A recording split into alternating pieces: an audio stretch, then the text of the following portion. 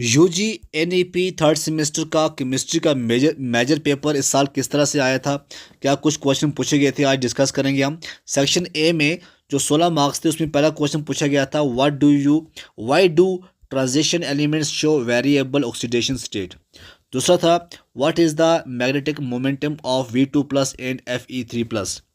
Show dehydration of alcohols as an elimination reaction. Write down the reaction of aldehydes with hydrogen cyanides. Explain order of reaction क्या है. What do you understand by activation energy? Define ionic mobility. What are different types of electrodes?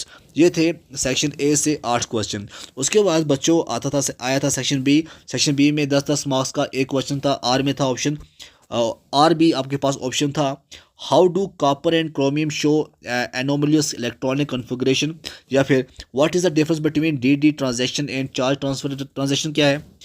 Explain the mechanism of aldol condensation क्या है। Briefly describe the Meerwein Ponndorf Verley MPV reduction क्या है।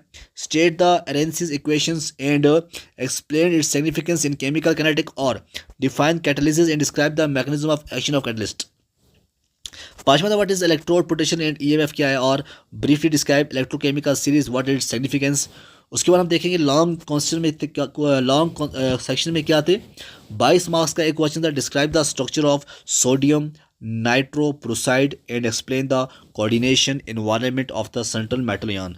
Show the mechanism of Kolbe Schmitt reaction and Claisen rearrangement. Derive the integrated rate equation for second order reaction with different reactant. Explain the transport number. Discuss the advantages and limitations of Hitov method of determining transport number. तो ये था बच्चों आज का chemistry का paper.